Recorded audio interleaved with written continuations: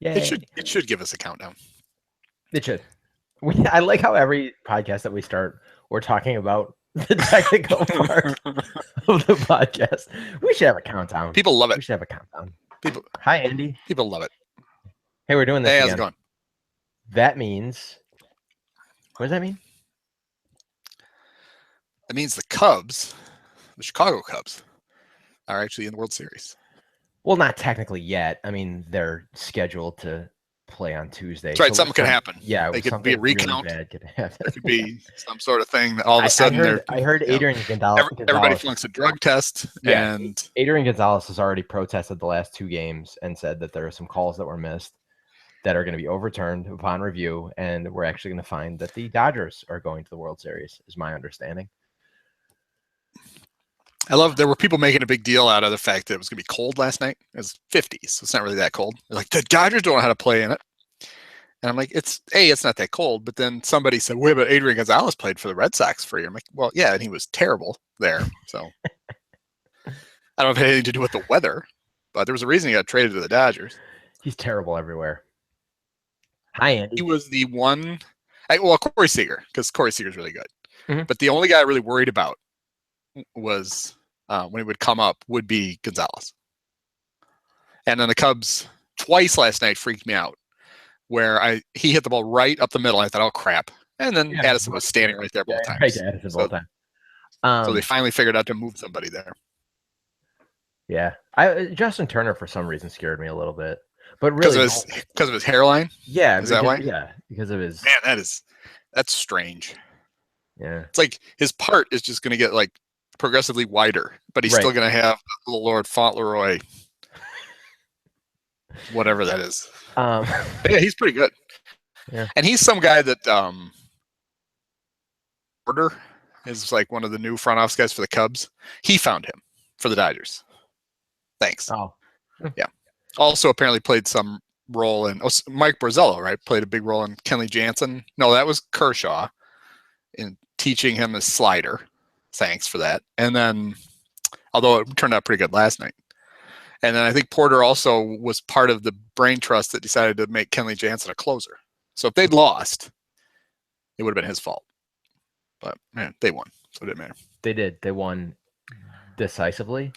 And remember when they got shut out 2 games in a row, and everyone was freaking out. It was over. And someone told me that Anthony Rizzo should be benched. I cannot believe where Rizzo and Russell's averages ended up in that series, considering they were both at like 050 as of like a minute ago. Shows that maybe we shouldn't have been that freaked out after 3 games that they didn't have any hits. Although Rizzo, that wasn't bothering me, but Addison looked bad. He looked clueless for like completely overmatched. A while. Yeah. And then all of a sudden they couldn't get him out. Yeah, Rizzo Rizzo had a couple 2 or 3 at bats, I felt like, in a row where he looked like he was flailing, but then he self-corrected very quickly, whereas Addison was not good for a while. But turns out he's got plenty of chances to work on a swing now in Cleveland and Chicago again. Yeah. It's the battle of the C's. Isn't that exciting? Logos. C. Oh, you mean the letter C? Mm-hmm. Yeah. That's inappropriate. Did you see on Twitter, David Axelrod, the guy who used to be Obama's campaign manager, tweeted out, he was talking about the political affiliations of the Cubs owners. Mm-hmm. And he referred to Laura Ricketts as a big D. Democrat, did he mean? That's what he meant. But I don't think that's how some people take it. Oh, that's not great. She's a big D. Like, well, geez, that's kind of harsh, but gotta be careful on Twitter. Did you see? Before we get too far, we should. What are we drinking? This afternoon's podcast for me is brought to you by the New Glarus Brewing Company Spotted Cow. Although, if it throws you off, I don't have a New Glarus glass, so I'm drinking it out of a Goose Island glass, and I always go backwards with the camera. That's good. I am doing a Goose Island because it's been good luck. So Goose IPA. Yep. It's been good luck so far. So can't mess with the streak. Yeah, and it's a local. Oh, Cap wants to know if we're taking callers. Yep. So tell him, I wish, God, I wish I knew how we could patch him in. Only if he'd fist me. Give me that big blue fist. So I guess he's got to tweet us or chat.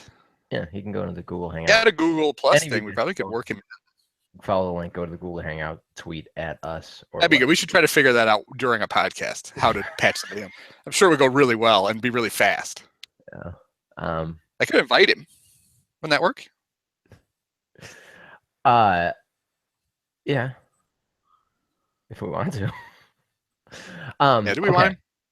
He's probably on the toilet. Let's just get him in here. Well, I know he's shirtless in his sauna, and I don't want that. Do you see that he sends out like every morning? Yeah, it's very he teases his radio show, and he's just shirtless in the sauna, just all sweaty and wet. Very weird. I don't think anybody wants that. Good for your phone. I'm gonna have him tweet us his questions. How about that? This is probably the most interesting start. Do you know this might be the first World Series Cubs podcast in the history of time? Do you think we're first? The first World Series podcast? Yeah, well, Cubs World Series podcast. Yeah, I would think we've got to be first. So, oh my God, we should do something. I mean, we should talk about the Cubs at some point instead of our normal round. Yeah, we'll get to that. Okay. Oh, well, I don't know where you want to start. Did you want me to show everybody the props I have? Or do we want to save that? Because we could tease it right after this, because this will be a good segue. The Dodgers out of the way. Then we'll get when we get to the Indians. You people out there are gonna love this. And I didn't mean to call you people. Did you want to talk about the? Oh boy. Forget. We don't even need to talk about the Dodgers anymore unless you want to. I would like to focus on Cleveland, but we can talk about the Dodgers. But my thing is going to be about the series. My first is going to be about the series because something very cool was brought up to me. The World Series or the one they just had? The World Series. Okay, let's do that. It's a World Series preview. The Dodgers played like shit from games 4 on, and the Cubs kicked their ass, and now the Cubs are in the World Series. Yeah, the Cubs scored a lot more runs than they did. Those 2 shutouts are a blink in the eye. 23-6 the last 3 games. By the way, can I get my propers for saying Cubs in 6 in the division series? I was 1 off for I thought that it'd go 5 in the DS, and Cubs in 6 in the championship series. Sorry, I think I had 5. Would have been 5 if Javi didn't have warning track power in game 2 when he did the Sammy hop because he thought he hit the home run that was going to win the game. True. And I was also. I don't think Javi can judge fly balls very well when he hits them. No, I think he just needs to run because he's just never really sure. Oh, let's trash the Dodgers fans really quick. Fuck them for leaving early and showing up late for every one of those games. There might still be people in Wrigley Field right now watching the end of that game from last night. So now you know who didn't leave early though from Dodger Stadium. She needs a lot of credit. Mary Hart stayed until the bitter end. Really? Yeah. Larry King though, he was gone pretty early, but he's due for a diaper change at about 8:30 Pacific time, and if there's a big line, somebody tweeted that he wasn't gone. He was just laying on one of those koala changing stations, waiting for someone to finish up. It was like 9 o'clock. There's no reason for those people to be leaving those games. Like even though those games, a couple was with, and I was talking about the Dodgers. I know Dave Roberts played for the Red Sox for like a month. Yeah. Is that where he learned that every freaking playoff game should take 5 hours so he could change pitchers every 30 seconds? That was insane. I missed the Miggy's Grand Slam. I already did I tell you this? No. I missed Miggy's Grand Slam because I did what I tried to do last night, and all that story's forthcoming. I had to run the theater, and so I recorded the game and avoided everything perfectly. I had trusted Comcast that their auto extend feature would actually work. Yeah. I get home, I see that the recording's only 3 hours, and I'm like, shit. So I immediately start recording whatever show was going on at the time. I probably gotten home about 10-ish, maybe 9:45, something like that. So I immediately started recording whatever. Oh no, I guess that doesn't make sense. Whatever. I had a gap of about 20 to 25 minutes of game time that I didn't have, which is of course when Miggy hit the home run and everything. Okay, I'm gonna back this up, walk it back. I'm gonna take my steps.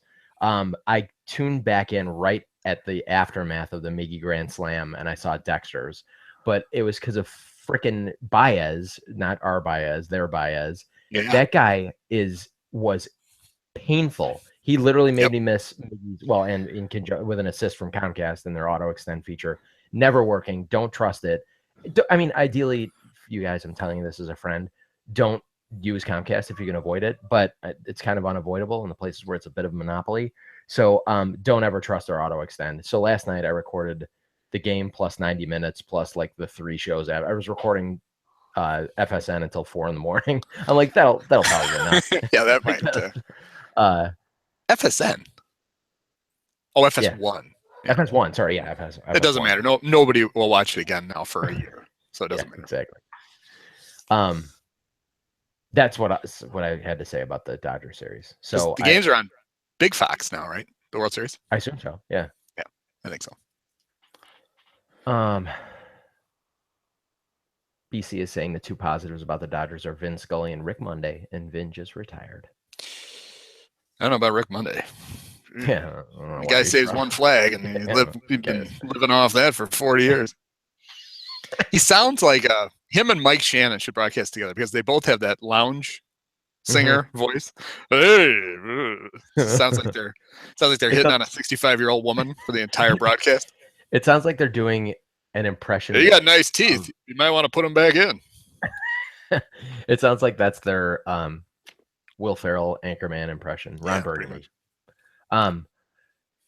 At Bright Black 76 asks if we have to be grateful to Dempster for they don't did a trade that brought Hendricks to the Cubs. No, the answer is no. We never have to be thankful for Dempster. Did you see Dempster, by the way, sneak into a team picture at the end of the? That I was pissed off about it until I saw later that it was the. I was still a little pissed. They did a front player. It was like the front. They did a front office. Yeah, they did a front office picture. What pissed me off was that he was wearing he changed into shorts and tennis shoes. Yeah. You know, because he's going to be in the middle of all the champagne. It's like, buddy, you don't need to be in there. You didn't do anything.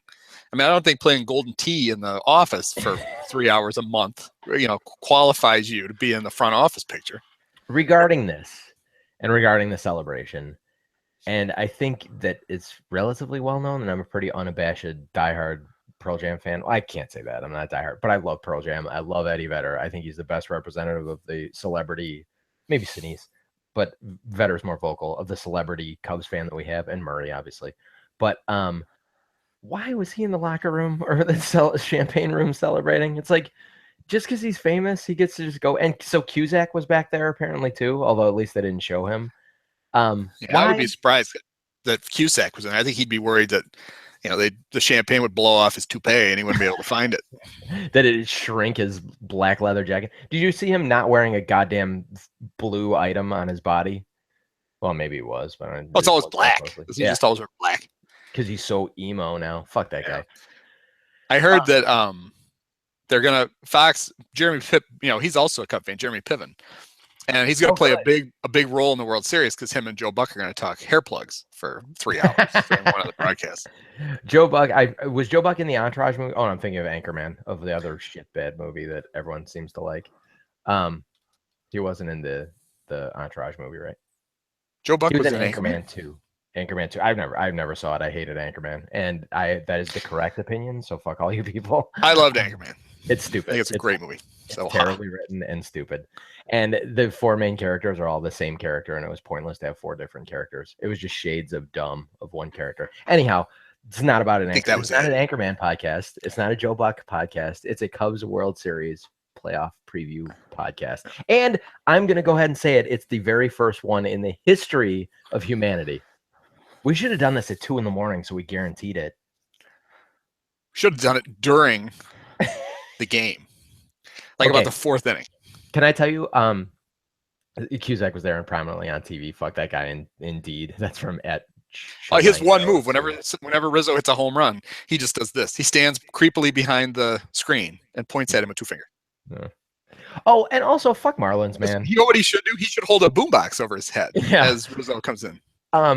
I think it's cool. Like my dad has beaten cancer a couple times. I think it's cool. The story, Marlins man beating cancer a couple times is really cool. And I don't begrudge him going to all those games, but don't be such an attention whore.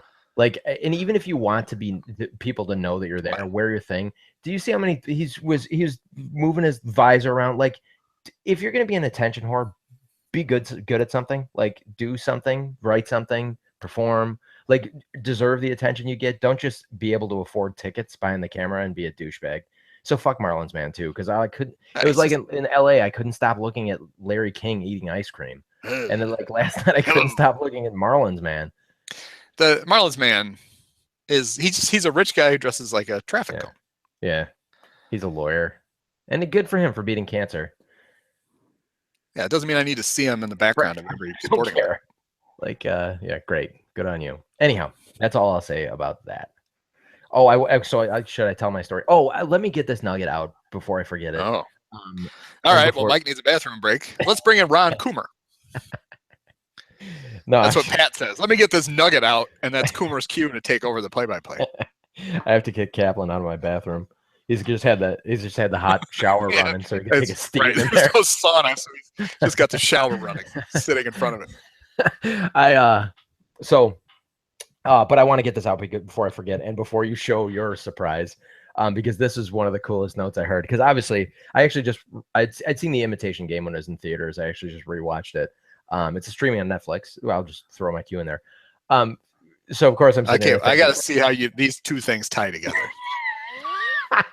Well, of course, I was thinking of how, I'm like, oh yeah, Imitation Game. This is around the last time the Cubs were in the World Series. What a different world, blah, blah, blah. They chemically castrated Alan Turing for being homosexual. Like, what a disgusting, weird place this planet was that many years ago.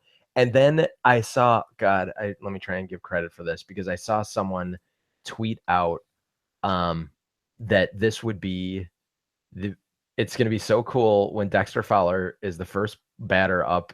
He's going to be the first black Cub to play in the World Series. Yeah, I think it was Randy Jezerly, I think, however you say his name, from The Ringer. I think he was Randy Jezerly, at Jazayerli. How appropriate that the first Cub to play in the World Series will be a black man, Dexter Fowler. They weren't even allowed to play the last time. Sad, but awesome. That's good. It's awesome. I just wanted to get out there before I forgot. What if they decided to lead off Coughlin instead? Was that because the Cubs are racist? Is that why? He's not going to be on this roster. He's not going to be on this roster. That's they're going to dump his ass, and they're going to put. I don't think they're going to dump Zastrinski. I don't see any reason why they would. No, I mean, I can name plenty of reasons why they would, but my irrational hatred for Coughlin is going to turn into one of the most beloved players on this roster, Schwarber. Should we just talk about that? Let's talk about that. Or do you want to reveal your surprise first? Let's get your surprise. We need to go a little more. Or why don't you talk about how you found out? Oh yeah, about the game last night. We get the story out of the way. Okay, so this is what happened. I had the same setup. It didn't serve me well for the Miggy when I missed the Miggy Grand Slam, but I had everything. That game was not a surprise until stupid Baez ran out the clock and I ran out of time. So I kind of missed that. I was able to go back and obviously watch everything on replays and all that stuff. But so I was like, okay, I'm not going to trust Comcast this time. I recorded till 4 in the morning on FS1.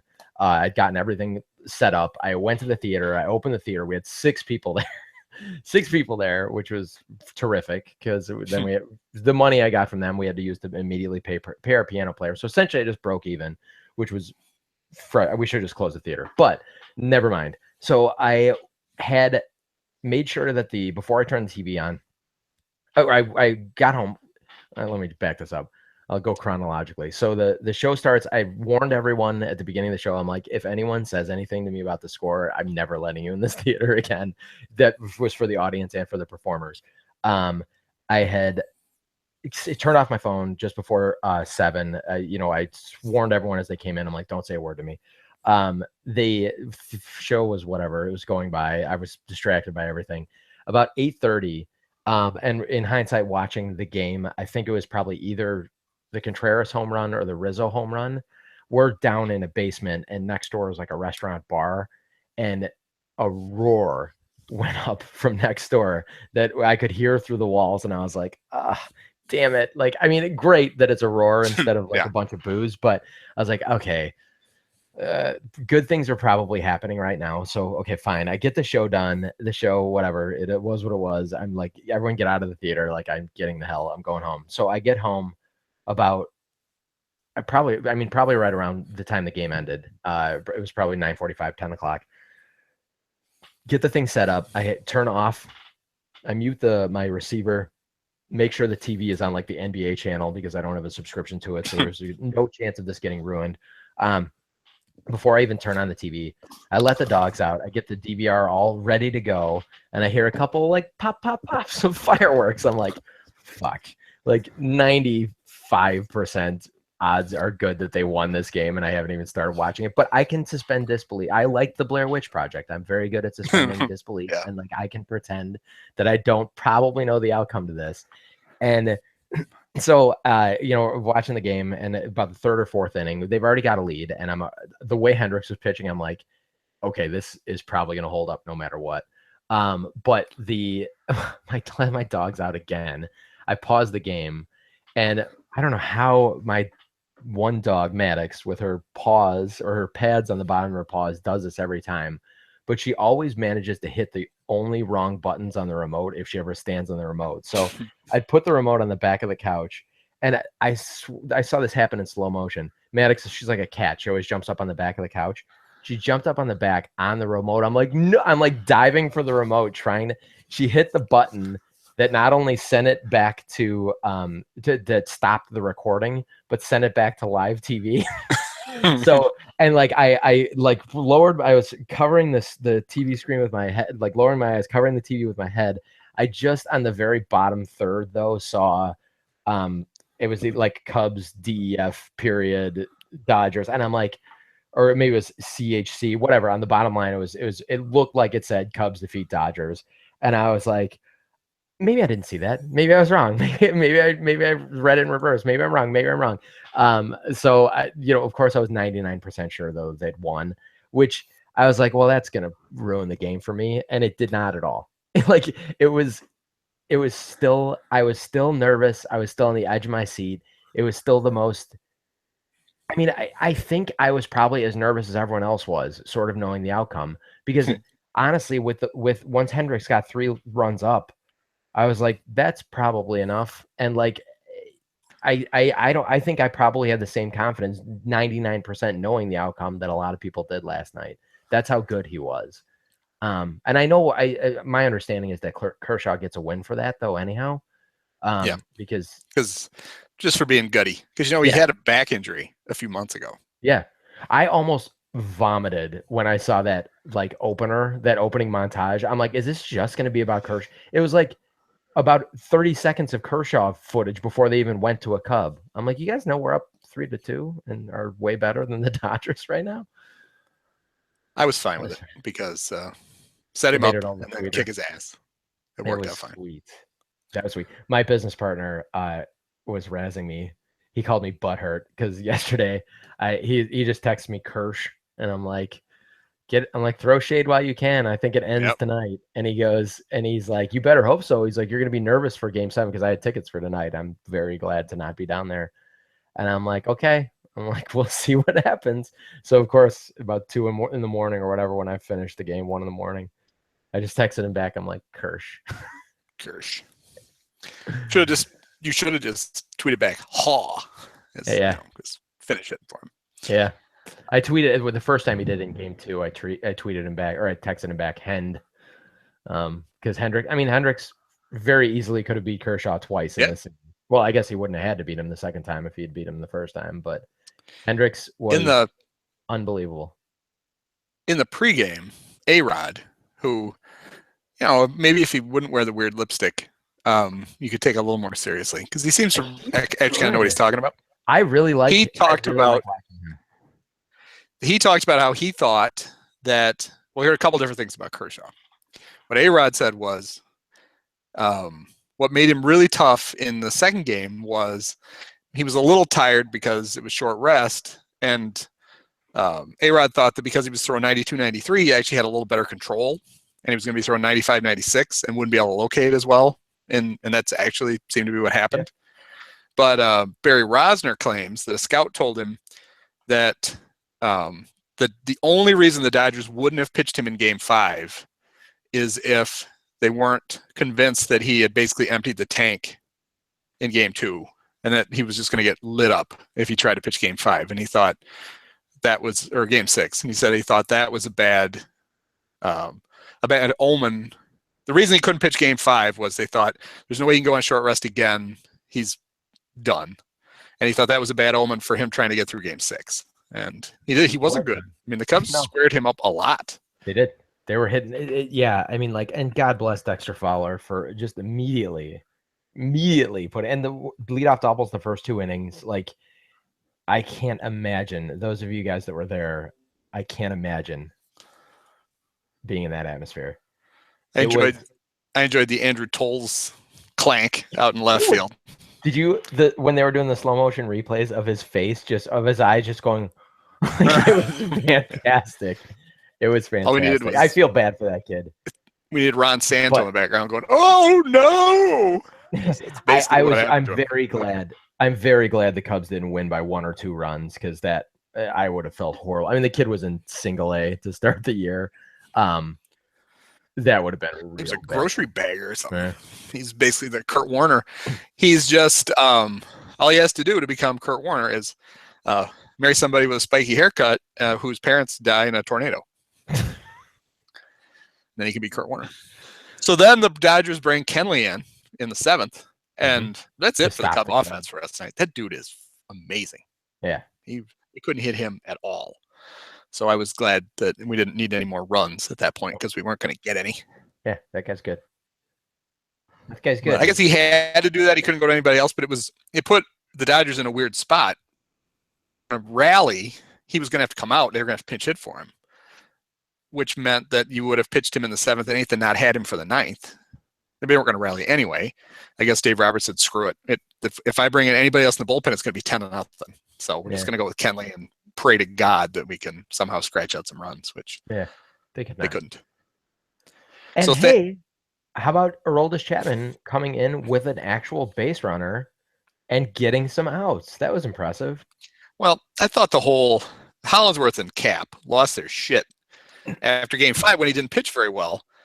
But neither one of them mentioned the fact that when he got up to pitch, he was going to pitch the 8th. It was 3-1. That inning literally that half inning took 40 minutes. Yeah. Because not only were the Cubs scoring runs, but Pedro Baez came in and has to take literally 40 seconds between every pitch. And not only it lasted so long that Strope got up and warmed up in enough time to come in. And I thought either you just don't pitch Aroldis then, or just have him pitch the 8th and have somebody else pitch the 9th. Because it's not going to be a safe situation anyway. But instead, they sat him down, and then they have another inning, and then he gets up again. And then he decides people give me crap, I don't throw my slider. I'm just going to throw sliders for a while. Yeah. And I just took that one and just chucked it. And then I think far be it for me to defend Aroldis Chapman, but I think he gets a bad rap for Game 1. He came in with the bases loaded, nobody out in a 3-1 game. And yeah, he struck out the first 2 guys. Like he was going to get out of it. Gonzalez gets hit and ties it. There's a runner at third, and you can't let that guy score, and he didn't. And then the Cubs score 5 runs, and they win the game. I mean, they put him in an impossible situation, and actually giving up 2 runs in that spot wasn't terrible. No, I agree. It wasn't terrible. I think any other Cub reliever who came in, it would have been, all of a sudden it's 6-3. Yeah. Everybody's crapping their pants. Yeah. That's fine. It's fine. Hollingsworth insists that he needs to throw a slider, but whenever they do like one of those ridiculous Fox slow-mos of his fastball, yeah, it's 103 miles an hour, but it isn't straight. No, that thing basically is a breaking ball. He can throw that every pitch, and good luck if you're going to square that thing up. Yeah. It's fine. I wish somebody else had been on the mound for the first time the Cubs are going to the World Series, but I guess we got one more thing. How about them facing the minimum? Yeah, that was amazing. And he said that's the first time since Larson's perfect game. They said that there's only been 27 in the postseason, 27 times at the plate. Crazy. Nobody, Fox didn't mention the fact that, Tolles gets hit on the first pitch, and then the next pitch is the ground ball to Javi, and he makes an incredible double play. The way they had their defense set up, there wasn't anybody that was going to be able to cover second base. The only way he can get a double play is to actually tag Tolles and make the throw. And I And he did it. thought for a brief moment that I should have known better. I was like, did he even tag him? He tagged him so blatantly. It was awesome. Well, he'd have been out either way because Yeah, he he went went way out out of of the baseline Yeah. to avoid him. Well, depending Yeah. on So then the only other base runners were Reddick, who apparently forgot that it wasn't Lester that was pitching and took like a 20-foot lead, and Kyle picked him off by a mile, and then the double play at the end of the game. So yeah, it was pretty impressive. It was about as stress-free a clincher as you could ever have, and I was still crap my pants. I know. 5-0 in the ninth, and I'm not. I couldn't sit down. I had to pace around the back of this room, and it's just, you're that close. Yeah, we've been kind of that close before. But it was nice to see it just end all of a sudden. Yeah. Did you also see that Hendricks retiring 17 in a row is the record for in a clinching game for guys for most consecutive batters retired. Very cool. Yeah, he pitched. He was amazing. Yeah, he deserved that because let's be honest, he's probably not going to win the Cy Young now just because his ERA wasn't under 2, which is absurd. But I think Jose Fernandez is going to win this Cy Young. So yeah, if that's what you have to do to win the Cy Young this year, I'm glad Kyle's not going to win it. Well, no, not that Jose was awesome, but I have a feeling that he's going to get a lot of votes because it's kind of the last chance to pay tribute to a great pitcher. Oh, I mean, yeah, his numbers were good enough to warrant a first, second, or third place finish, and I guarantee it's going to push him over. Oh man, yeah, it's going to make for kind of an awkward press conference. Yeah. Chilango 2 asks what we make of Rondon and Strop being rusty. Like, I assume meaning being rusty going into the series because they haven't seen a lot of action. I'm not real worried about that. No, I'm not either. I don't know. The scariest teams I thought in the playoffs for the Cubs were the Dodgers, the Giants, and the Nationals, and they're all gone. And actually the Blue Jays, but I only thought the Blue Jays after the postseason started. I thought the Red Sox before. I guess I'm just naming all the teams that are in the playoffs, but I thought the Red Sox before the postseason started, and then once it started, the Blue Jays. And even though I know Cleveland is red hot right now, the advantages to the Cubs that we have 4 games in American League Park because Schwarber's going to be back hitting dingers into the garbage fire that is Cleveland. I was not surprised at all that Cleveland beat Toronto because I think the Blue Jays I think that offense is really overrated. Yeah. But I was shocked that not that they beat the Red Sox, but they so handily beat them. I mean, the Red Sox didn't do anything. Yeah. But I also think that you can only ride your bullpen so far. Now, the fact that they haven't lost a playoff game, probably, or they lost one, helps because they've had lots of extra rest. But, I mean, I think the Cubs can hit all of the non-Andrew Miller pitchers on that staff. Mutant. Yeah. Maybe we should have traded Schwarber for him. Then we'd have him. How about this? How about if Kyle hits a game winner off of Andrew Miller, and then we're like, that's why we didn't trade him to the Yankees. We needed him to hit a home run in the World Series. Magna Carta wanted Travis Wood to close it out last night. Him or Kerry Wood pretending to be Travis. I like it. Did you see Kerry Wood in a Santo jersey, by the way, last night? That was cute. It was a good. Cespedes Barbecue had a funny tweet. They say Kerry Wood just threw one pitch for the Cubs. He kind of lobbed it, and he's left the mound. We'll check to see what his injury status is. that was funny. Magna Carta also asks how many of Cleveland's starters are still alive. 2, right? I mean, if they're opening, did they go on rotation? They had a boat accident too. It was a little while ago, several years ago. Steve Olin and Tim Cruz. Is that what he mean?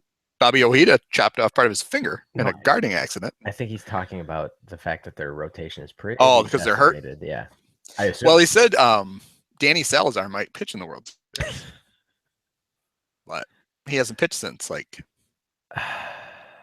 May. No, probably September. Well, of course, I guess that's not for me to laugh at since we're hoping that Kyle Schwarber take some ABs in the World Series when he hasn't seen Major League pitching since April. Hey, he's got he has one fewer hit in the Arizona Fall League than Tim Tebow does. That's true. Do you remember when we were talking about this before the first series in our podcast that Schwarber was going to be back for the World Series, and everyone was laughing at us. I've thought it all along that there was some way that he would be ready for. I mean, I did think it was not a great sign when he wasn't able to go on any kind of injury rehab in September.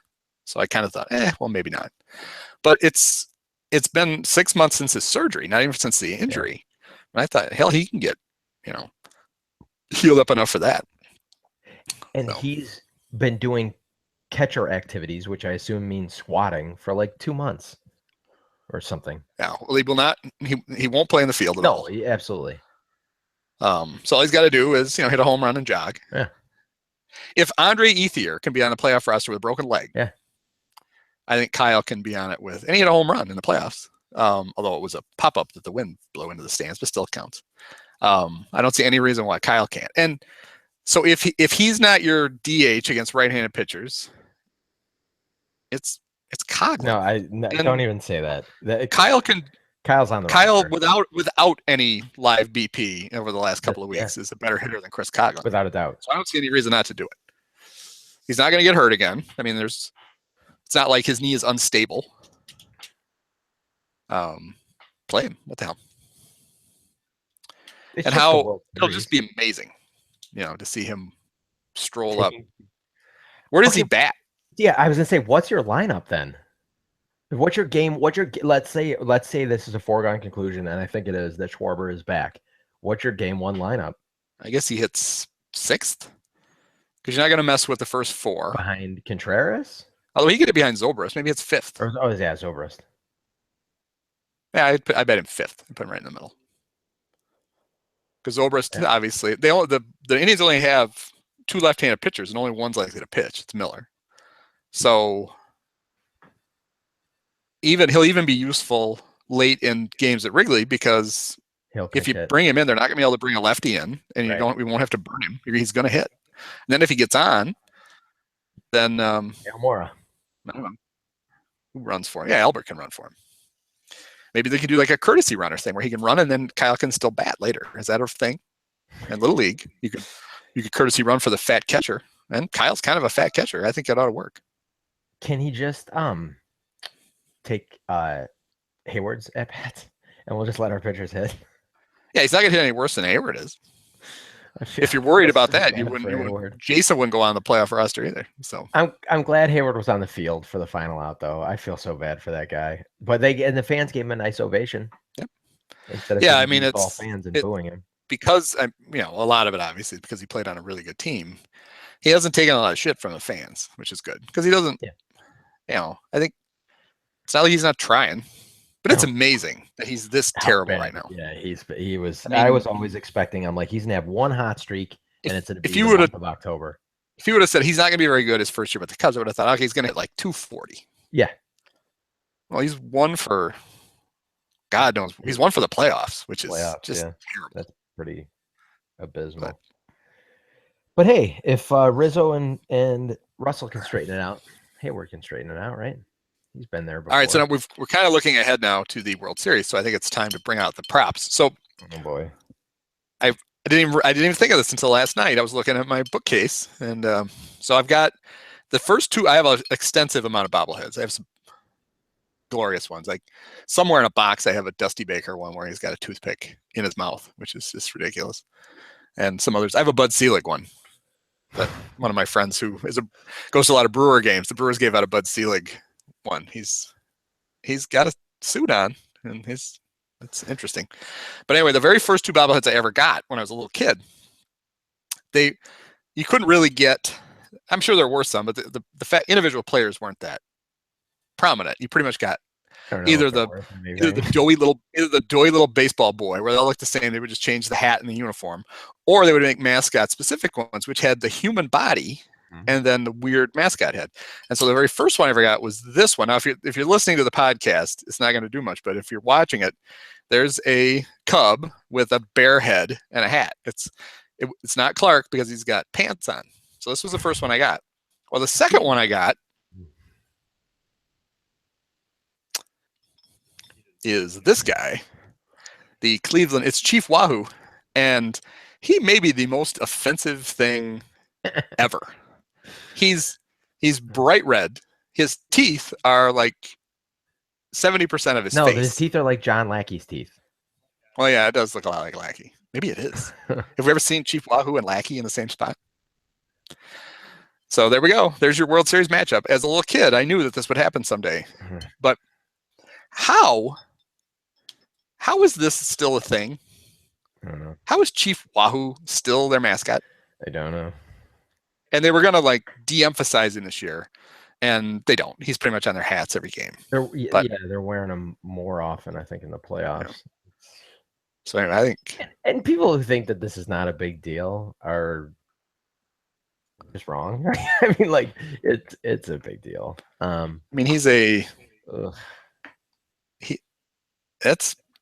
mean, my wife doesn't even like the fact that I have it on the bookshelf, and he's kind of buried behind a whole bunch of other. I don't like the fact that you're showing it in an audio podcast. No. But anyway, so no, there they are. Fine. It's fine. We're fine. Yeah, that's. Well, and I'm not gonna make a big that they have to beat them because of their super offensive mascot. I just think that the Indians should reconsider. And I get it. Like I didn't go to Illinois, but I would get if someone was. I mean, I went to Notre Dame. That's Yes, I'm offended by the drunken leprechaun. Right. As an Irish American, as opposed to very offended by your mascot. But yeah, and I mean, like there were actually people who were rallying to change that. I'm like, whatever. So I guess I can, but Illinois, obviously with Chief Illini or whatever he was called. I get tradition and that you were raised and you have all this paraphernalia that you bought that is going to be outdated, but you also can't. Well, I'm going to tread. Do you know who the owners of the Indians are? No. The Dolans. Oh yeah. Uncle Larry, Uncle Paul. Yeah. We do not appear to, tragically, be related to any of the Cablevision billionaire Dolans. But that also, thankfully, means I'm not related to Jim Dolan, who is the president and owner of the Knicks, and is just a complete fucking whack job. So thankfully, I don't have to share any DNA with that loser. But so yeah, I mean, so some Dolan's going to be really happy at the end of this World Series. Let's just hope it's me and not them. Yeah. Magna Carta says if they want to say the Indians were named to honor a player, they should just change the name to LeBron's. He loves the team. So I was thinking about this. They're going to have, you always want to bring back prominent players, former players, to throw out first pitches. And we talked in the last podcast about who the Cubs should dig up to throw first pitches at the 3 games at Wrigley. Although maybe there's just going to be 2. There are. But in a good way. There's some prominent guys who played for both the Indians and could do, like Kenny Lofton. He could for either one. Rick Sutcliffe, obviously. Right. And I don't know which. I feel bad for Louis. I mean, he's going to get a lot of pressure to throw out the first pitch both places. So I think he probably is going to throw out the first pitch both places. Probably because he's Louis Valbuena, and I mean both franchises obviously made horrible mistakes when they let him go. But still, I mean, the fans love that guy, and you can't. I don't know how either team could have a World Series and not have one of their greatest players of all time throw out the first pitch. I like that you're committed to this bit. That's not a bit. I love Louis. I think he's the best. He's not. It's a little bittersweet, actually, that he's not here for this World Series run. Is it? Would you rather Louis was taking ground balls at third base instead of Chris Bryant? Sorry to yawn. Yeah, he could be at third. Bryant could be in center. Bit is tiring. He'd be fine. Oh, where are you going to put Dexter? Dexter would be an Astro still. That'd be fine with me. Oh, yeah, good point. I don't think he's all that good, actually. Oh. He's not Valbuena good. I don't know about that. That is a hot piece of shit take right there. Do you think that Dexter's going to be one of those guys that are he would never be a best bad Cub, but he's going to be one of those guys like Reed Johnson, where his best years, or DeRosa, his best years are going to come in a Cub uniform, I suspect. So keep signing here, Dexter. I can't imagine that he doesn't resign again now. No, I don't think so either. Yeah, you're just. It's not like Albert's not ready to play every day, I don't think. I mean, he's a nice extra guy to have. It was nice to be able to get a right-handed bat and not lose any defense in right field last night. Yeah. But, I mean, you don't have anybody to lead unless, I mean, I guess they could, because they did a few times last year. You can go completely unconventional. They could have Kyle lead off next year. He did it a few times last year. I just have a hunch that the Cubs will figure out how to get Dexter a lot of money for 2 years and keep him for 2 years, and then they'll worry about it. Yeah. After they've won 3 straight World Series, then they'll figure out what the hell to do with. At Bright Black 76 points out that your horrible bobblehead's eyes are stirring right. That's why he's still there. Well, this poor guy, he's blocked by Kyle. Yeah, you can switch him. I could, yeah. Him. Yeah, I would do that. Would it have quite the same effect? I don't know. Let's do that, because how about that? Is that better? Yeah, just shove him out of the picture. How's that? Apparently, with the Cub one there, because I like the Cub one. What are those made of? Yeah, he's a door. I don't know. Yeah, they're something. Yeah, they are made of something. Very good. Okay. Good. Pretty valuable for doing that. There, we're fixed. That's too bad. Oh, but I also didn't know what to do with this one. I don't know why I even have this. I must have come in some kind of thing. One of my favorite little miniature things that I've ever had is this Matt Williams thing. And I love that I lost his hat. And I love that he's bald. They actually made him. He's got the whole horseshoe thing going. So I like that quite a bit. That's my 2 pieces of Indians memorabilia: a bald Matt Williams and Chief Wahoo. When you first showed that, I thought it was, well, I mean, I didn't think this, but it looked like a bobblehead of Cap squatting over a toilet. Yeah. So this Cap in the sauna. Be down in a stance. Oh, coming up on the show tomorrow. Why are you so Holly bad? And I put it up. Well, you're right. Stop. Stop. Backwards. No, up to your left. Okay. It's hard because the thing is screen is flipped, so I see my name. I'm gonna just listen to my words. Up a little bit more, because your lower third's blocking it. There we go. Okay. Well, no, I just want to see the top of basically this much, because it's Cap. Okay. And he's in the sauna. Hey, tomorrow on the show, Holly and I are gonna bitch.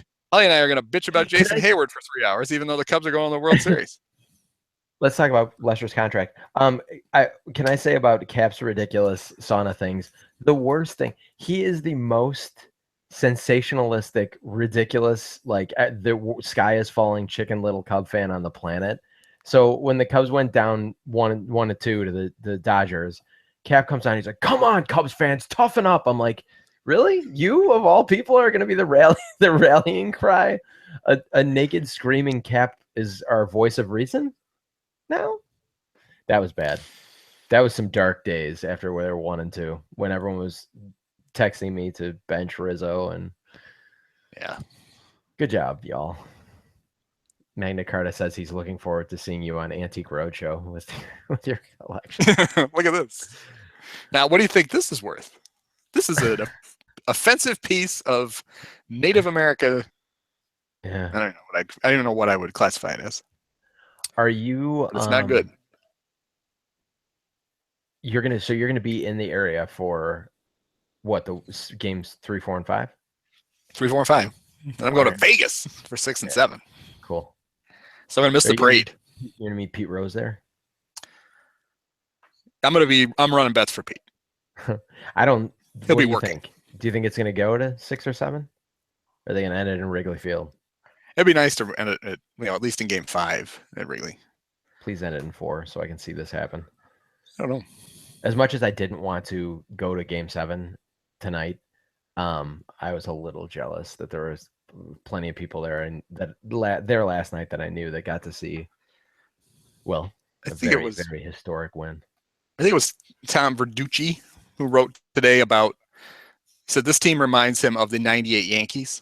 That's like the last really just awesome team that blew through the regular season. They won 114 games, and then won the World Series. And they were down 2-1 in the NLCS to the A's. And same thing. They weren't hitting. They were awful. They won games 4, 5, and 6, and then swept the World Series. So once they got their crap together, they didn't lose again. And I mean, it's impossible to predict a sweep. Well, you can predict it. Well, yeah, it's hard to think that a sweep is actually going to happen. But I can't imagine the Indians are going to win this. No. No. Well, let's look matchups. But I wouldn't have thought the Indians were going to beat the Red Sox either. Yeah. But the Red Sox can't pitch, so that certainly helps. I could have seen them, and obviously I have seen them beating the Red Sox. I definitely didn't see them sweeping the Red Sox. That was bananas. So it'll be presumably Kluber, Lester. It's going to be Lester, Arrieta, Hendricks, and Lackey in that order. Yeah. So Kluber, Tomlin. I don't know if they'll be able to. I think they'll try to have Trevor Bauer pitch game 2 if his drone hand doesn't ooze blood all over the mound again. Yeah, that was. Oh, that's right. I forgot that's why he. But they only have 3 starters, and really only Kluber's any good. Yeah. Okay. Well, we'll see. We'll see how do they match up against Kyle Schwarber is all we care about right now. So I guess Schwarber's going to stay in Arizona and play in one more game tomorrow. And then they're going to jet him up to Cleveland and have to make the decision Tuesday morning about whether they put him on the roster or not. The decision's already made, I'm sure. To me, I don't think unless they thought he had a realistic chance of doing it, because they had to drop a guy off the 40-man to activate him. And I don't think they wanted to do that. Giovanni Soto, I thought we traded him. Yeah, they lost Giovanni Soto again. So he'll be hitting the weed pretty hard today. He's pretty depressed, I would guess. Speaking of that, now I lost my train of thought. It's gone. I'm tired from last night.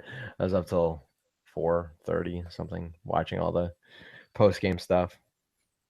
I didn't think to record multiple channels too, so I could see Holly and Cap fisting each other. Yeah, they did. And you get I don't think that Rhino was on the post game though, because he's done something. But that guy, I mean, he's electrifying. That is must-see TV when he's on. The analysis, you could see why he was such a great manager for the Phillies. Speaking of analysis, it's just Pete Rose is very strange. Although there was a cool candid, just him, A-Rod, and Frank Thomas talking about hitting, and Rose was talking about how never ever change your swing. He's like, never change your swing. I mean, when you can understand him, he's like, that's how you get to the majors. He's like, I literally would just move around in the box when I was in a slump. If I was pulling everything, I'd just move back in the box, or wait, up in the box or whatever. Yeah, you move up in the box. I guess you were pulling everything. And yeah, he was just talking about just moving around in the box, or I guess away from the plate. Yeah, just move away from the plate. But and then if you're behind, if you're ahead of guys, if you're ahead of guys, move up. If you're behind, move back. That kind of stuff. It was interesting. And it was interesting that Frank and A-Rod, 2 Hall of Fame caliber players that were he had the rapt attention. Do you think Frank walks around and goes, well, at my Hall of Fame induction, this was pretty cool. I shouldn't talk about it because you two are never going to actually get to have that. He's the 3rd best player on the set, and the only one of them is going to be in the World Series. Yeah. Or I love how they always in the Hall of Fame. Make fun of Frank for being a fat ass, and they make fun of A-Rod for being why do they make fun of A-Rod?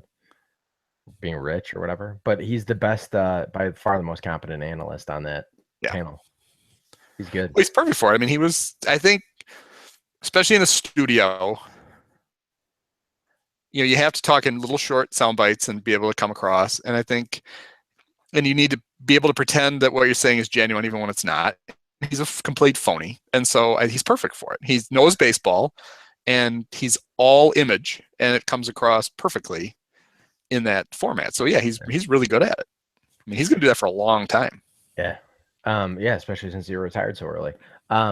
Magna Carta said that A-Rod is so good at his job, he made Pete Rose coherent and interesting. It was insane. I don't know about that. It was game 5, I think, where they were, I watched, because they were grabbing on-field interviews with all the Cubs, with a lot of Cubs. So I stuck with that longer than I normally would have. And when they would go back to the studio, they would show live, they would show tweets people were sending them. And people were saying awful things about the analysts, and they were putting it up. Yeah. And somebody's like, why would they put this bad stuff up there? And I just tweeted back, I said, these might be the nicest ones they're getting. The ones they're actually putting up. I also liked, I forget which, I don't even know if it was the Cubs series, but one of the ones that was on FS1, one of the games that was on FS1, someone's holding up a sign behind those guys, the desk with Frank and Pete and Gonzalez, and it just said Joe Buck is the Zodiac Killer. Is one of my favorite. One of my favorite. Yeah, I think that was one of the first 2 games at Wrigley. I think it was one of them because they didn't do a remote in LA. They just were in the studio. Oh yeah, that's right. Because the Dodger Stadium sucks and there aren't any fans. Yeah. And yeah. So, well, but they knew if they came to Wrigley, they could, they'd have a few thousand people in the background. Mm-hmm. What was Kyle Hendricks' game score last night? Did I see that was one of the? Have to be pretty high. Didn't walk anybody. Only gave up 2 hits. What do you have? 5 strikeouts? 5 or 6. I'm gonna try and find this. This is riveting. It is funny when he strikes guys out. They literally have that look like, how did that guy strike me out? Because he looks like a 12-year-old, and it looks like he's not throwing very hard. To be honest, everything moves. Nothing's ever the same speed. Nothing's ever in the same spot. I don't get how Lester gets guys out a lot of the time. Like he doesn't look overwhelming, but then he just gets you out. For whatever reason, I always forget how big he is. Because he's 6'4", like 250, and for some reason he doesn't look that tall. I don't know why. Yeah. Maybe because his head is so square. Yeah. But man, he's a big dude. His ears are so big. He just looks like Dumbo. BC says it was his game score was 80. BC, find out if that was you're a stat boy. Find out if it doesn't seem very high. And then it's pretty high. Yeah. That's gotta be. I thought it was gonna be like 1,000. Can it go to that? Can it go to 1,000? That has to be. I don't know. Scale from 1 to 90. Kyle Hendricks' game score was 1,000. That has to be. Oh yeah, there it is. 80. Yeah. Oh man, his game score in game 1 was, or game 2 was 59. He didn't last very long. Yeah, quote unquote, only 7 1/3 innings hurt him, says Magna Carta. Let's talk about the co-MVPs, Javi, which was a foregone conclusion. I like that they did co-MVPs. I wonder, because again, he wouldn't have had to beat him the second time, but Hendricks had probably as good of an argument as being co-MVP as Lester, although Lester was insane in this postseason. That was a very cool choice because I think it was everyone was just expecting it to be Javi Baez and walking away, but that was kind of inspired to also give it to Lester. I think even maybe because there's no LDS MVP, I think a lot of times that gets lumped in and they looked at Lester only gave up 2 runs in 3 starts in the playoffs so far. Because Javi would have been the NLDS MVP if there was one, but obviously he was really good in the NLCS too. So he was an easy Lester choice. Was great in both of them as well. But it's the first time ever that there've been co-MVPs in the League Championship Series. Was it really? Yep. And I wonder, do they really tie, or does somebody with Major League Baseball just go, yeah, just have it be both of them? That's fine. Yeah. We'll make a second. We'll have another trophy made. We'll send it to Javi. That'll be fine. That was very cool.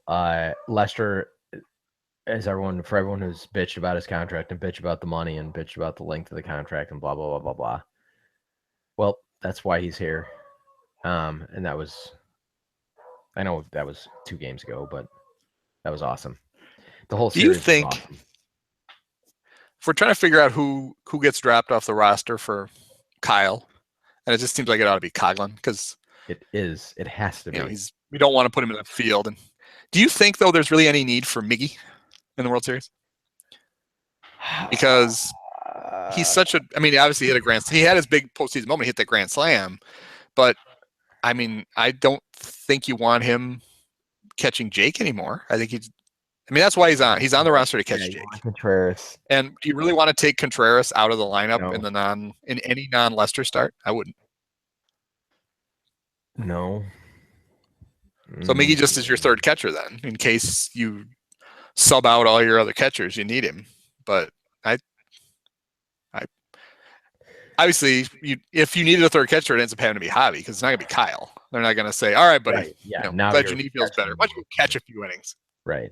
My guess is they won't take the risk, but they'll in essence have then 3 catchers and a pinch hitter on their roster. That it's not real flexible. No, and for a roster and for a manager that has gotten here because of their flexibility. Oh boy, I still think that they're gonna. I don't know. I would be surprised if Miggy's off of it now that you're saying that. Or do you have Kyle take Miggy's spot, and then after the 2 games in Cleveland, pretend he's hurt, knee hurts again, and he's got to go on you got to drop him off the roster, and then Miggy comes back for the rest of the series. Okay. But you want to have Kyle for 6 and 7. Maybe if Kyle looks like a disaster in 1 and 2, you just swap him back off the roster and bring your other catcher back on. Maybe. Because it's not like there's less of a penalty. Well, I'm assuming maybe you can't drop somebody off the World Series roster. You can do it in the NLDS and LCS, but then they're done for the playoffs. You can't bring them back at all. Right. If you DL a guy. So maybe you can't do it in the World Series. So maybe I should have looked that up before I talked about it on the podcast. I don't know. No, I mean, like, it's the same. I mean, isn't it this? I mean, he wouldn't be able to be re-added. Right, but I wonder if because there's really no. It just seems like teams would just do it. I'm not going to use this guy again this series. Screw it. Yeah, his arm hurts. We're going to go with somebody else. Maybe the World Series roster's set and you don't get to mess with it. That can't be, though. Because, I mean, like, if there was a legit injury. And I think you just have to go with that many. I think you just lose a guy. That's how it used to be. It used to be you couldn't miss your postseason roster at all. Huh. What you picked was what you got. I'm younger than you, and I don't remember that. I remember back when Phil Cavaretta got the gout, and the Cubs couldn't bring up Hinky Stuhlman or whatever that guy's name was. I don't know. I remember when Grace got the clap. That's more my. Oh, he played through that. He had it his whole career. He played better with it when it would flare up. Ooh, he's raking today. He must really be burning. Woo! He's on fire, genitally, and in the batter's box. Okay, well, I'm making the prediction that it's Cubs in 4 because I'm going to be at Game 4, and all the things that you've said, including the fact that the Yankees did it after they. And if they did it, we can do it because same thing. Cubs and Yankees, basically equivalent organizations. Yeah. Well, kind of they are now. I mean, like the good Yankees back in the day. They used to be up until the Cubs were the Yankees of the National League until World War II, and then all of a sudden everything went to shitter. And I need to go look this up. Did you notice that you could see it in the ribbon board under the right field scoreboard for the entire post game last night? They put that it was the 17th pennant in Cub history. Or in franchise history. They're careful not to say Cub. So going back to the White Stockings and the Orphans and the Whales and all that crap. But I think it's their 11th National League pennant. Seems like a lot for a team that didn't win for 70 years. That's kind of a reminder that they used to be awesome. And they can be again. At Raleigh J says, and I've heard this too, that they'll drop Zastrinski. Yeah, I think I can't imagine he was on because they knew an extra lefty came and really helped the Dodgers because the Dodgers can't hit lefties at all. Yeah. My thing is, though, don't you think Zastrinski is a more valuable player than Coughlin. I guess that's what it comes down to me. Like, who would you be more likely to use, Coughlin or Zastrinski? And I Probably guess it's Coughlin. probably Coughlin. God damn it. Can we just not let him be part of the celebration, even if he's on the roster? Even if he hits the game-winning home run to win the World Series, can we not let him into the clubhouse afterwards? Like, I just Why, you don't like the hate fact him. that he just runs around with 2 bottles of Bud and just And like yeah, sprays them in the air and yeah. then throws them on the ground and runs off and does it again over and over and over again? I tweeted out last night. He's a weird little guy. He is. All of you guys, I'm sure, were asleep by the time I was watching this celebration, but I tweeted out that Coughlin's the guy that shows up at a keg party and won't pay for a cup, but makes him hold his legs for a keg stand. And then I hope the Cubs were tracking how many beers he went through and that they sent him a bill. Yeah, send him a. He doesn't deserve them. They just take it out of his. They take it out of his postseason check. At Magna Carta, thank you. What's it? Where's the rest of it? Um, That's for the beer you dumped on the carpet. We've got two different. At Magna Carta says DL is the same for all postseason series, would only stop Schwarber from playing again in the World Series. And then BC says you can injury replace in the World Series, but it is subject to commissioner's approval. So we don't know, essentially. Someone look it up. Who cares? Like, Schwarber is going to hit. He's going to hit amazingly well, and he's going to be playing right field because Hayward's still not going to hit, unfortunately. So, what are the odds that Kyle hits a home run in his first at bat? 100%. Yeah, I would think so too. Anything short of that, I'd be very disappointed. Oh boy, here I'm the dog. Exciting. Oh, good. We needed to get their appearance in before the end. Yeah, they haven't made an appearance yet. So, okay. So I'm saying Cubs in 4. What do you got? I'll take the Cubs in 5, just to screw up your plan. That's all right. I will be just as happy. So, yeah, what are you going to be doing? Like, let's meet for the games, even though I don't have tickets to 3 and 5. There won't be a 5, but 3. Let's meet. I think we should do a live podcast during the games. All right. Is that legal?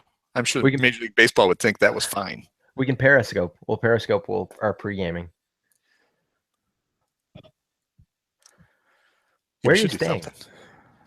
Do you not want to reveal any of this information to all of our listening audience, all 12 of them? Where am I staying? In my house. Oh. I have to go to yeah. No, I have to go for a work thing. I have to go to a conference in Vegas next week. So I'll be but I literally planned my travel so that I would travel on Monday so I wouldn't run the risk of missing. That's an off day. Yeah. And then I don't have anything at night, so I'll see game 6 and 7. I won't be here. I'll be in a hotel in Vegas surrounded by God knows what kind of DNA. No, I just mean, are you staying in Chicago for the 3 games? No. Or are you going back in between? Okay. All right. I don't know. It's a long ass drive. I mean, Naperville's a long ass drive, so I can't imagine Rockford or wherever the hell you are. I do it every day. Oh, you do? Yeah. It's not that far. I barely know. 45-minute drive. That's all I have. It's not that bad. Okay. I'm not on trial here. You can't handle the truth. Does that work? Okay. Yes, totally. Well, I think we've pretty well covered this. I think so. We talked matchups. We broke it down very scientifically. Kyle hits a home run in his first at bat. Cubs win in 5. 4. We got Chief Wahoo on the thing. Yeah. If this isn't a curse, I don't know what is. I mean, come on. Yeah. How does that can't win a World Series? That's what I wanted to say. I can't believe someone else didn't think of this before this one guy, or maybe people have, but there was a guy walking around with a sign that said the curse Shaw basically ends. Yeah, that was good. I thought that was pretty clever. No, not that any of us believe in curses because we're all grown ass people, but I thought that was a pretty clever. It's funny though. I know I don't put any stock in that crap at all, and I know I'm a relatively intelligent person. I'll probably disagree, but like I've changed shirts for game 4. I usually wear either a wonderful jersey or I have that that 8-bit Cub thing. I put on last year's October baseball shirt though. I had a white long sleeve one. And then they won, so I wore it every game. And I'm not going to wash it. I'm going to wear it which makes no sense because I know it has no bearing on it at all. But then I even got worried about stupid stuff like they got up 3-0, and they were up 3-0 in Game 5 against the Padres, and they lost that. They were up 3-0 against the Marlins in Game 6, and they lost that. But then once they scored the 4th run, I'm like, ooh, we're good. We'll win now. Yeah, honestly, when everyone's like, oh, the last time the Cubs had an elimination game, I'm like, yeah, but they were up 3-1 the last when they. I was actually kind of glad they went into this 3-2. That's the secret apparently. Yeah, exactly. To only have 2 chances to win it, not 3. Right. 3 really screws them up. Right. But as if it has anything to do. We know, and we intellectually we know it has nothing to do with it. But maybe it's because baseball is slow. You have way too much time during the game to worry about this crap, and so you start to worry about stupid stuff. And then, of course, we had to have in the 9th inning. At least it wasn't in the 8th. It wasn't in the 8th.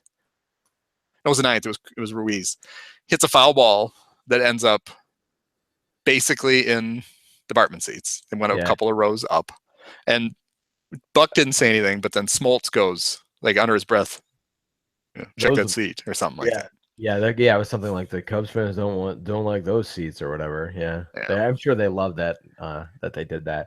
And then it was Jeff Passan, I think, wrote that the Cubs should have Bartman throw out the first pitch of the World Series. No, they absolutely should not. He doesn't want anything to do with it. He's just happy now that he'll take less crap. Because hopefully, people won't remember that. So if they win the World Series, it all goes away. But Bartman should be off the hook now because that happened in the NLCS. He should have never been on the hook in the first place. Right. But people, that should be over. But we know damn well it won't be. Until they win a World Series, all the stupid shit still gets brought up. So that's what they have to do us a public service and win the World Series, and then we can get on to other ridiculous things. We can start to worry about why the Bears haven't won a Super Bowl since '85. We can dwell on that kind of stuff.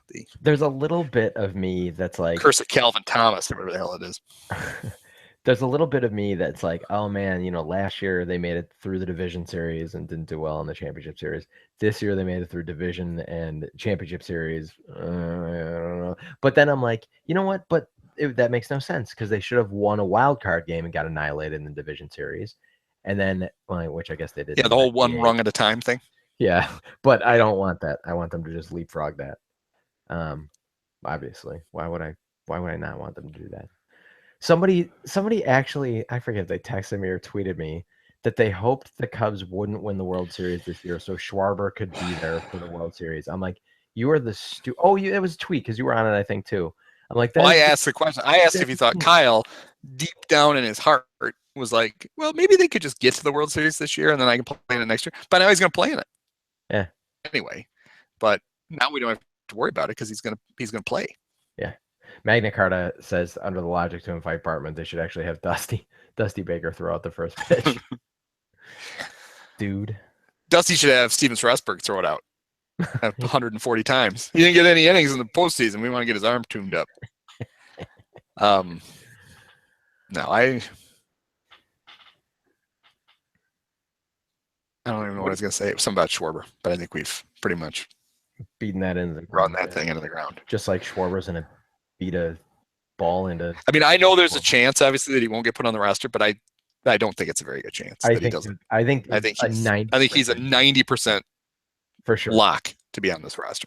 For sure, which is because they must have thought there's a pretty good chance, or they wouldn't have made it so public. I mean, that's like, all right, fine. Because does he really need Arizona Fall League at bats? Right. I mean, because they had to say when they did say, they're like, there's absolutely no way Schwarber's coming back this season. And I get why they had to say that so they could avoid that.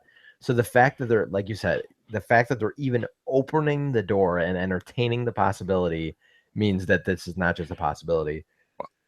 Theo claimed that it was because he hadn't received doctor's clearance to play. It didn't make any sense to say, yeah, there's still a chance. But Kyle would never say there wasn't. Right. He had that infamous. He got asked point blank, and he said, "Well, I'm not going to comment on that." Did you and see? Then said, "Oh, I'm not supposed to be. I'm not back until spring, but I'm working hard to see if I can get back sooner." Did you see the video of him celebrating with the AFL guys? Yeah, that was funny. Clubhouse. I think it's cool that those guys got to celebrate with him too. I think it's those guys probably proof that he. that he is immediately the most popular person in any room that he's in, because they knew him for a day and they're like, this guy's pretty cool, and he's missing out on the. That way, it was Chuck that tweeted something to the effect of, well, so he's got to go to the AFL. He doesn't get to be a part of a potential celebration. And I was like, I would guess it wasn't a real tough choice for Kyle. You want to go to Arizona, give yourself a realistic chance to be on the World Series roster. You just want to stay in Chicago and play grab ass in the clubhouse. With Coughlin. Campaign. So Coughlin could dump Budweiser in your eyes. He may have done it just to avoid, he probably wanted to beat Coughlin up after the LDS. He's like, I got to get out of that room. Send me to Arizona. Make it seem like I'm coming back, because I'm going to punch that little bastard right in the face. It would be great if there was if the World Series celebration turned into an all-out brawl in the clubhouse, because two guys that we thought were pals hate each other, and for Rizzo and Brian just start beating the crap out of each other right in the middle of the clubhouse.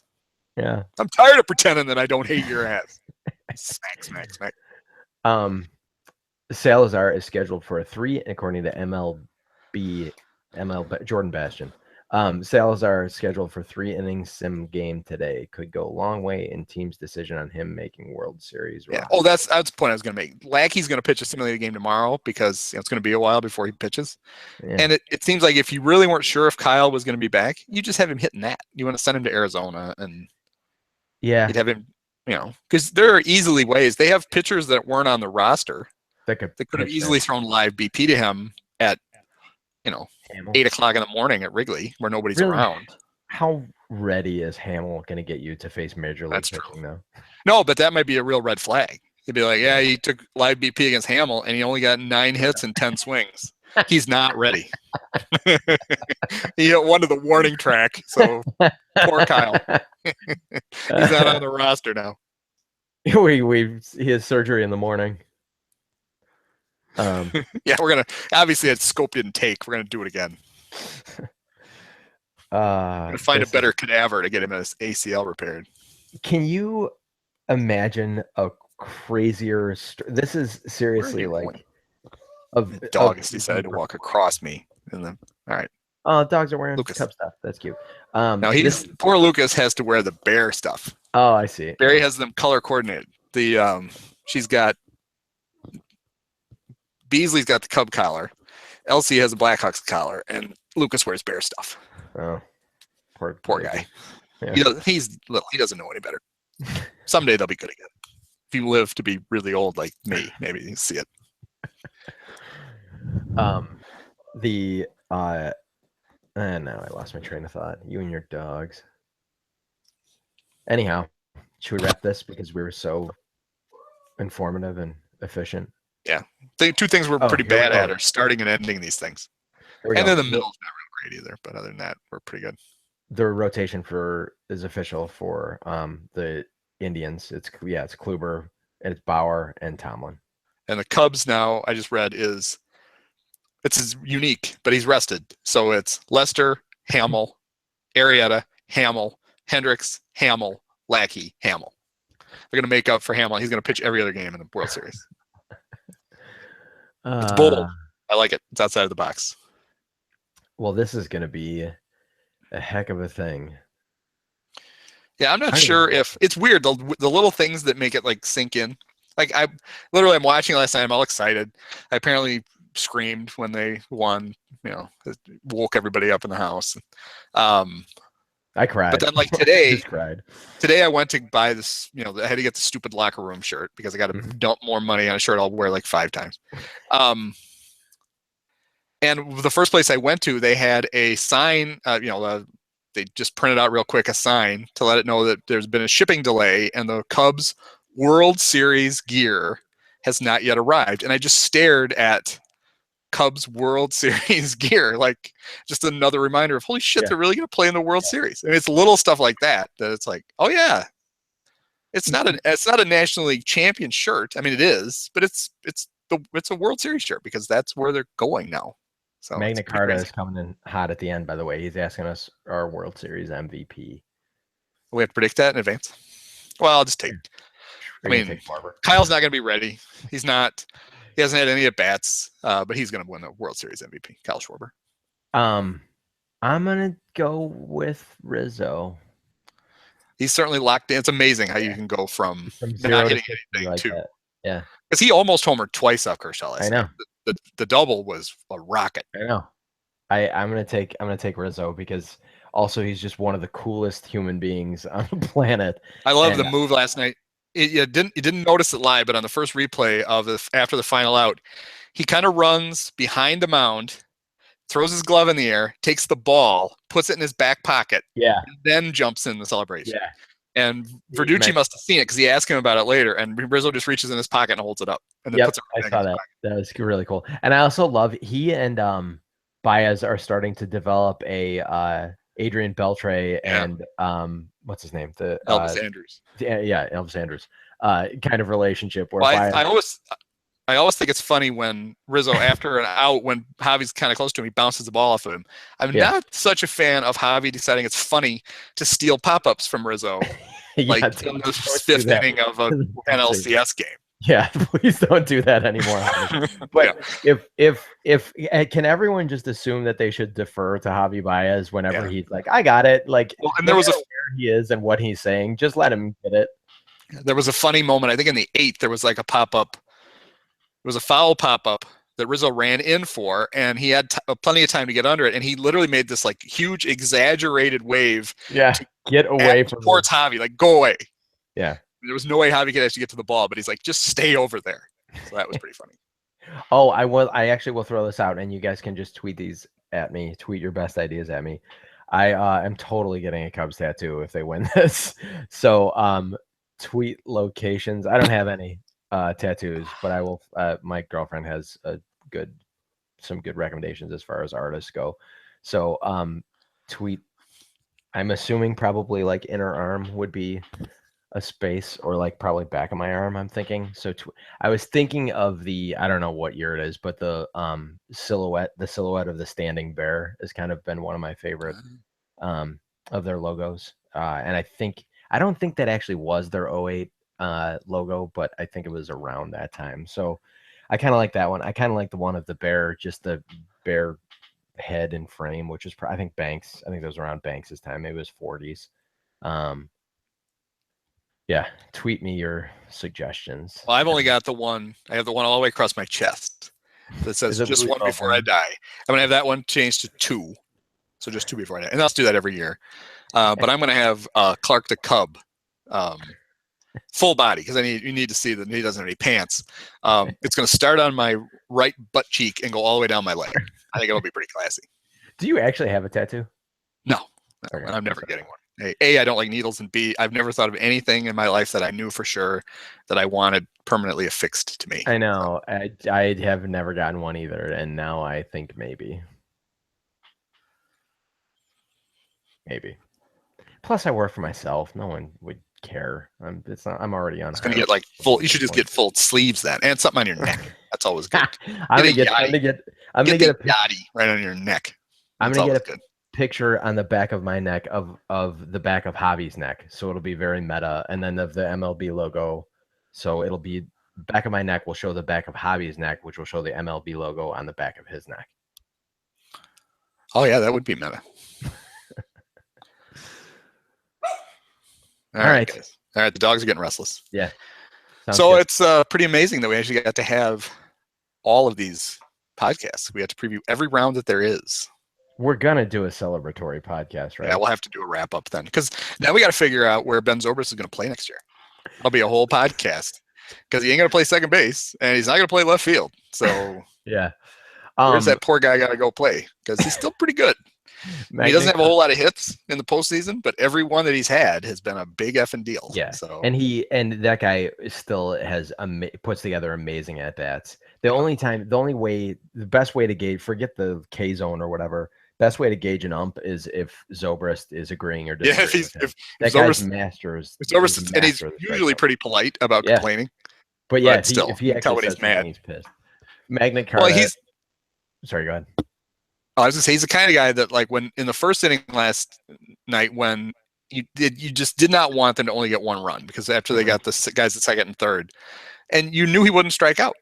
Right. So you figured he's going to hit the ball in the air someplace. You're going to get the run in, and there's just not a lot of as good as they are, there's not a lot of Cubs that you're just sure. Well, we know he won't strike out. It's pretty much him. Make good contact.